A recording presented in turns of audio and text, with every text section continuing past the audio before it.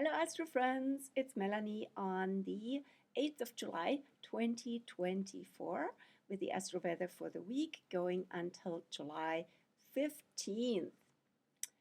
Are you melting away with the heat wave we're having here in the Pacific Northwest, and also with Neptune having gone retrograde, Neptune in Pisces being also about various cases and various scenarios of waves. Also, political waves are moving through the socio-political landscape, and we're having landslide gains and election victories in England, also surprises in France, and there's a lot going on in the States, of course, including Canada as well. I shouldn't say including Canada, it's its own country. So anyway, and yeah, the heat wave is on. We're having now the first heat wave of the year here, Pacific Northwest, about 30 plus degrees since yesterday, and apparently just for 2 more days. Anyway, what's going on with the astro weather this week? We're coming out of the Cancer new moon, emerging out of the Cancer new moon. In other words, we're in the Crescent new moon, young moon phase with the moon in Leo yesterday and today. And this is the new moon phase from Cancer new moon, the 5th of July, until Leo new moon, the 4th of August. So yes, Cancer being all about home, family, tribes, also countries actually, and political tribes when you look at the political landscapes. So emotional, instinctual associations come up big time. And there's a square also in the Leo new moon. Still a quick recap here, which of course I already addressed in the last astro weather video. But there is a tension and contentious energy between the new moon in Cancer and this square, through this square, to Chiron in Aries. So Aries being the warrior energy. So there are actually literally tribal wars going on in so many ways, and they're really now in the forefront of our awareness. And so what heals war? What heals division? What heals all this battling energy? Cancer offers kindness, offers compassion, offers maybe healing for early wounds that can create this aggressive energy. Early wounds, speaking of historically earlier in humanity's history, and also early in our lifetimes. Maybe when we haven't gotten the tender care, the bonding, and healthy motherly family love that Cancer is all about, we might feel we need to assert ourselves, and we become aggressive, and we're fighting for things. We're fighting for love. We're fighting for belonging. All these things come up. That's just an example, right? And this week, we're having now more Leo energy coming in. As I said, the moon is, did I say that? The moon is already in Leo since yesterday. So we're in the new waxing crescent young moon phase yesterday, today in Leo, tomorrow going into Virgo. And also, speaking of Leo, Mercury has been in Leo since July 2nd. And this week, Venus will go into Leo on July the 11th until August the 4th, which is literally the next new moon in Leo also. So what's with Venus? And not quite. I should address first, I like to address first the week we're in, the energy in Cancer which we're in, which has a Scorpio undertone. We're now in the center of Cancer, in a central 10 degrees and 10 days. So from July 1st until July the 11th, a Scorpio undertone. So that Scorpio undertone brings out undercurrents, brings out deeper motives and deeper, usually hidden dynamics in our feelings and in our needs. And so that can have to do again with family dynamics, with in countries, of course, also certain dynamics where people need, how they really feel about things, and what needs to change. So we see that a lot in the elections that are going on in France, or the results actually in France and in England, and also the pre-election heightened energy in the United States. So there is a lot of need for change in various ways. And as also shadow and darker motives are coming out in various fields of the political spectrum and the instinctual tribal associations.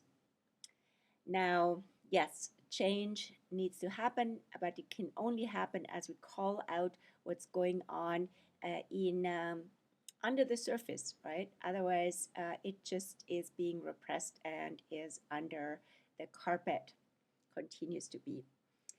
And this is the Scorpio part, as I said, but it shifts on the 12th of July for the last 10 days of Cancer, 12th till the 22nd when the sun goes into Leo. That will be a Pisces undertone. So that is transcends actually, and it's all about releasing and letting go, right? Washing things out after all this scorpionic turmoil, and also transcending the energy into a overall belonging in the one, in a cosmic longing and belonging, and into a different vibration that we can bring our energy into, and especially our emotional energy with Cancer, right? And so that Pisces undertone will again reflect the Piscean energy of Saturn and Neptune.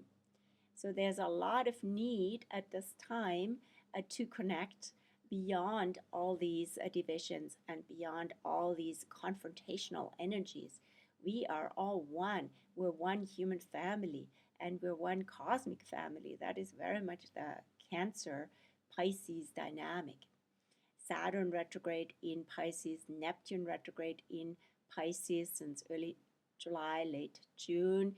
Now also remind us of that. Saturn in Pisces shows us what actually separates us and how to overcome separation, and also how we have been programmed through authorities, through old programs, through Pisces age programs that are coming up now to release at this transition phase from the Pisces to the Aquarius age.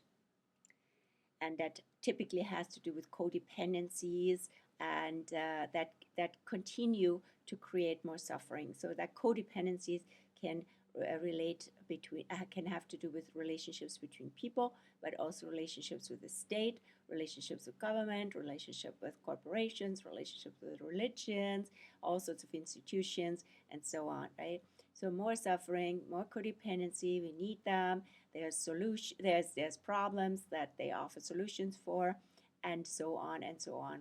But we are coming more and more together as a human family, and co-creating the new, co-creating for the future of our children.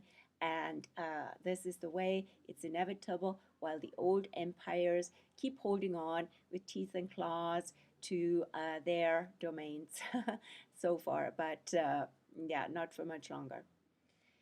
Yes, so what is also going on this week? We have, as I said, Venus enters Leo on the 11th of July. And she will be in Leo until the 4th of August. So what will Venus in Leo particularly bring? At the very beginning of her entry into Leo dwelling, she will be in opposition with Pluto in Aquarius, Pluto retrograde, on the 12th of July, right, the day after. And then on the 13th of July, she will be in sextile with Lilith, freshly in Libra. So Pluto Lilith will be the first encounters of Venus, and then later on there will be also encounters with Saturn, with Neptune. So first Saturn and first Jupiter, then Saturn, then Uranus, then Neptune. But for this week, it's primarily Pluto and Lilith. The Pluto theme for Venus is a contrast, an opposition between the self-love and that Venus in Leo brings, right? So creativity, joy, self-love, self-expression, you are being seen and loved, and show yourself, show your colors, celebrate and create, right? And Aquarius, in contrast, is a cool and detached energy. And this is not about the individual, it's about the humanity as a whole, and it's about sharing and contributing. And so we want to build bridges between those. So a bottom line would be to be in full bloom of your creative and confident Leo expression, and love yourself in a healthy way, not as a narcissist, which is not real self-love anyway. It's typically a compensation. And so show your love generously, radiantly, and contribute that to the evolution of humanity. Then Venus goes into sextile with Lilith the day after. Lilith is now in Libra since the 30th of June until end of March next year. And so Lilith in Libra, the sign that is also ruled by Venus, that's a strong combination as well, coming up on the 13th. And that will be so the wild side, the unconditioned side of Lilith, especially in relation to Libran affairs, right? So it's not about being nice, being pretty, being agreeable, being all things that are, just harmonious for the sake of keeping peace, right? So Lilith busts that, right, and says, we don't need to do that. We need to come back to the instinctual, unconditioned Libran side, which would have to do being in true balance. So what is actually balance in our lives, and what is really a good match, a good fit, complementary, right, in a very basic instinctual way, not in a pleasing way, or just trying to being strategic, basically, right? So Lilith calls all these things out, and she also helps us make decisions and choices. And so that has, of course, a lot to do with the elections as well, that are really very authentic and not conditioned, right? So then Venus comes in with Leo, connecting with the Lilith in Libra. So they are both about authenticity, about confidence, about also art, especially, right? This is very artsy, very expressive, and which can, everybody can be an artist, right? So it's not about you saying, I don't have a degree or don't have this kind of training, right? You're an artist of life. You are expressing yourself, and you are the art, right? So there's lots of combinations in that regard. Then we have coming up also the second major transit this week, and even for the month of July, will be Mars in Taurus, again also ruled by Venus, will pass Uranus on the 15th of July. So that comes up only every 2 years, and as Uranus is currently in Taurus since 2018, 2019, Mars meets Uranus every 2 years in that phase in Taurus. So Mars gives a boost, gives an energy kick to everything that is already quite, with Uranus, is already, there's not an agitated, but an unpredictable energy. There's electricity in the air, but it can be disruptive, and it is quite disruptive in certain situations where the status quo, which Taurus really promotes, right? Status quo is disrupted, or the habits are kicked, right? So kicking your habits, kicking things, getting you out of your comfort trap, out of your comfort zone, right? Where you might think, oh well, I just leave things as they are and not making any changes, but then the energy gets really stagnant, okay? and Uranus can actually, disrupt that. So unconsciously, subconsciously, we create circumstances where disruption happens, or we attract those. We go into these energy fields, even though consciously we might think, oh no, this is terrible. I didn't want that. But it actually creates freedom, right? While at the same time, it might feel very disturbing. Right? So, how can we consciously approach that, right, and embrace that energy by being freer with your way of being, with Taurus, enjoy, right? Finding joy, finding value. What gives you value? What's the value of freedom, right? All these things. And how does that look like? How could that look like today, right? And what could you do to just be more alive and more awake, right? And not going into a dull kind of resignation place, but being in the moment and embodying really the freedom. Mars being a part of this, or activating that energy very strongly, it can definitely, be a kicker. So expect the unexpected and surprise yourself and surprise others.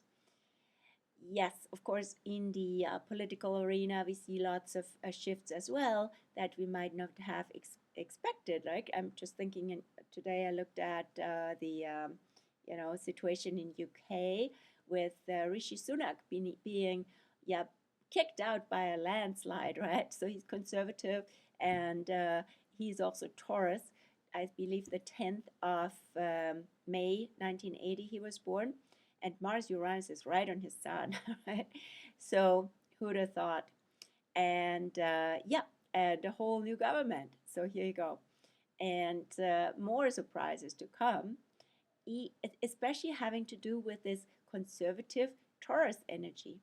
So that can be in favor of it, but it can also go against it if it doesn't really provide freedom, and if it's too basically old empire, right?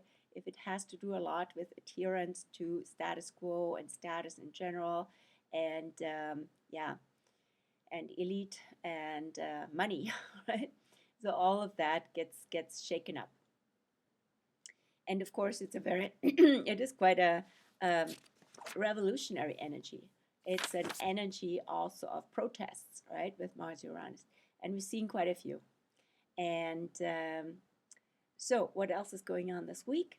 Let's just go to the moon, and not quite, but go to the lunar infusion. As I said, the moon still in Leo today, going into Virgo tomorrow morning at 6:48 a.m. and being in Virgo all day tomorrow, all day Wednesday, until Thursday evening, 7:06 p.m. Pacific. Always refer to Pacific. So that's an excellent time with the waxing Virgo moon to get things done. I just emailed with a friend whom I wanted to meet on Thursday on his birthday, and he would say, I'm so busy. This is a perfect energy to do things. So he's really tuning into that Virgo preemptively already. And it's great to, if you have energy under warm weather here on the West Coast or otherwise at this point, especially to do things around the house actually with the Virgo Cancer dynamic. And this is great time for that. Also for anything relating to health, wellness, self-care, right? Also the Virgo and Cancer dynamic. Then the moon goes into Libra on the 11th in the evening, and will be in Libra on the 12th and on the 13th until the 14th in the morning at 7:53 a.m. So that's beautiful energy. Thursday evening, Friday, and all day Saturday, right? So towards the weekend for anything cultural, where you can also connect with your tribe, your people, and do things that are, bonding in a way. But also watch, because the moon in Libra right when she enters Libra, actually on Thursday evening, will connect with Lilith, and then later on on Friday the 12th, will connect with the South Node. So it's not about, again, it's not about doing things just for them and being nice and all these things. It's got to be really an authentic choice what you're doing, really important.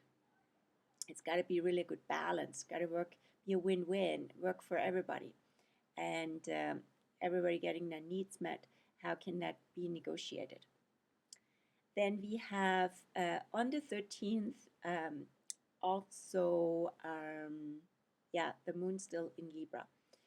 On the 14th, the moon goes into Scorpio. So we have double water, we have the Cancer sun and the Scorpio moon. On the 14th in the morning, 7:53 a.m., all day Sunday, all day Monday, pretty much, all Tuesday until 6:55 p.m. The Scorpio energy is sometimes feared, right? The moon is also, by the way, really important at this point because we're in Cancer season and Cancer is ruled by the moon. So emotions are really running higher than usual, and we want to channel the emotional energy into the lunar alignment. And with the Scorpio energy, it's about choice. So choices then have consequences, right? So the choices are being made with the Libra energy, and then Scorpio choices lead to change, right?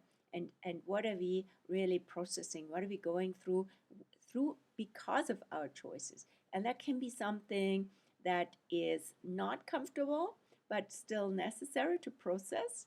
And it can be also something quite magical, right? So when we make a choice and we really dive in, it can be sort of thrilling, and we are going into that, right? So, and that can be quite a beautiful, magical energy. Scorpio Cancer is, so it's like a magical summer energy. And so anything that gets you into deeper layers, it can be deeper layers of nature or of yourself, right? Where you discover what's usually under the surface, right? And the surface level can be very active at this point also because of Jupiter in Gemini. And Gemini is more lighter energy from the Scorpio perspective, a surface energy. So Scorpio brings that depth and brings it magic and brings intimacy also, right? So Scorpio and Cancer is an energy of emotional intimacy. Then, as I said, on the 15th on Monday, we have the Mars-Uranus conjunction. That's also building up over the weekend, or it's been building up since July. And that can be really lots of surprises coming and shifts are coming we wouldn't have expected. And that can be positive or not so positive. But how can we, again, be in freedom with it all, right? And be really present. And it can also kick out, as I said, kicking habits, but it can also kick us out of not just physical, habitual comfort zone, but also emotional comfort zones. So allow yourself to be free to see the world with fresh eyes. And I wrap up here because that's it for the coming week. And next week we will be approaching the full moon, the second full moon in Capricorn Cancer, right? That would be, I call it a blue moon, even though it's not within a calendar month, but it's within a zodiac month. So it will be another full moon in Capricorn Cancer now at the very end on the 21st of July. So next week we'll be definitely building up to that. I wish you a beautiful week. Depending on the temperatures, be cool and relaxed. Be by the water, in the water as you can, and enjoy summer. And see you soon, either in person or you see me again here on this channel. Bye-bye.